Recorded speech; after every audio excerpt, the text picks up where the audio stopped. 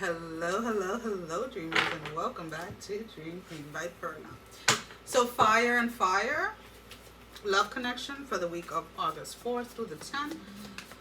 Alright, what is the general card? So, just one card, Spirit. What is the main energy, Spirit? Just one card. Pay attention to the red flags. The signs are cautioning you. So why are you avoiding this? I have no idea. I am one that if I recognize a red flag, I personally sit with it first to make sure that it's not a projection, that it is not an illusion or whatever it is. But in other words, I ask for, how can I put it this way? I don't know why I'm struggling with the word. I have certain ways that I ask for certain specific things, and they almost happen immediately. And this is not just in love. This is with anybody or anything. And it happens immediately, and then I know, okay, we're not going down that way. Thank you, Spirit, and I keep moving on. So it's almost like asking for something very specific when you're not sure if the red flags are there, even though you're being told there are red flags within this connection. So let's go ahead and see, what do we have? We have karmic relationship, feeling trigger, turmoil, resentment, lessons, letting go and loving you. We have the mask, not showing true feelings, hide personality, pretending, delude, and gaslighting. And one more, Spirit. Clock. Need time, make time, end time cycles, time to heal, progress. So some of you are starting to identify red flags a lot quicker than before, but are still choosing to go into something. What is in the shadow side for either or both? What is in the shadow side, Spirit, for either or both? Envious, gluttony, number 9. Some of you just do not want to be alone, and I'm just going to say it like that because it's the way that it's coming up. Some of you just do not want to be alone. You rather deal with somebody's red flags than to be alone. Whatever it is, like you just don't want to spend the rest of the summer by yourself, or you already have plans with this person. Maybe you book trips or whatever it is.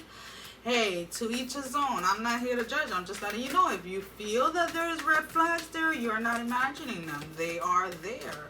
Now, what you choose to do with that information is up to you. We have the 6 of Wands in the reverse. Queen of Coins in the reverse.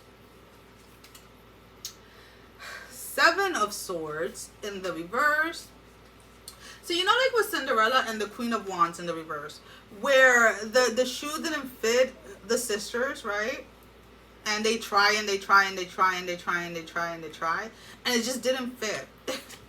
And I feel that is what, something is not quite, something just doesn't seem quite right. Something is off. And you have to listen to it, and you have to stop making excuses for this person. We have the 3 of Wands in the reverse. Why are your cards in the reverse? King of Coins in the reverse. Stop giving to something that is taking so much from you. We have the 8 of Cups. Some of you really, really want something to work, or you really want this person to be the one. You're either tired of dating, or you're just tired of being by yourself. We have the 7 of Wands. You just want a little time with somebody to just have to come home to, or go home to, or somebody that you can call yours. We have the Empress, and then we have the 5 of Wands. But what satisfaction is it really bringing you?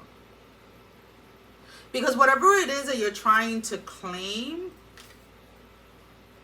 you see how, like, she's holding Rapunzel's hair as she's looking in the mirror, right? She's holding something that is not hers. She's trying to claim something that can't be claimed in that way. That can't be controlled. That cannot be possessed. to just be honest with yourself. Accept somebody accept people for how they show up and not how you expect them to show up, or not based on the potential that you see within them. So let's go ahead and see what do we have as your advice. All these names are driving me crazy because I can't pronounce none of them. Composure and new path. Every now and then you lose your ease in everyday life. This stone, whatever it's called, conveys to you lighthearted and lively attitude to life. It gives you confidence to follow your own way. It is okay for you to live life single. If that is where you're at this moment in time, there's nothing wrong with that. There's nothing wrong with taking yourself out to coffee. There's nothing wrong with taking yourself out on a date. There's nothing wrong with going on vacation on your own. There's nothing wrong with doing things your own, with finding a different way. I know somebody, person very close to me, that, and I won't say her name, but had never taken herself out on a date until this past birthday that she had.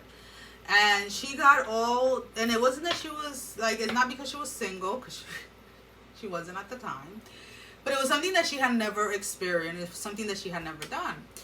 And I remember weeks going up to it, like how excited but how nervous she was, because it was something new, something different. And I remember saying like, oh, I remember the first time I took myself out. And then it became like a regular weekly thing where I would take myself out on a date, right? Whether it was to just have drinks or just have dinner by myself or whatever it was. And it was just like, and it's not so much about being like, oh, it's not about being like overly, because a lot of people are like, oh, you're so overly independent. And I'm like, no, it's not that. It's just like, you go out, right? Or you go out with people to celebrate certain things. You hang out with certain people because you enjoy their company. You celebrate with certain people because you enjoy their company, right? You love them. You like to celebrate them. You like to make them feel like they are important in your life.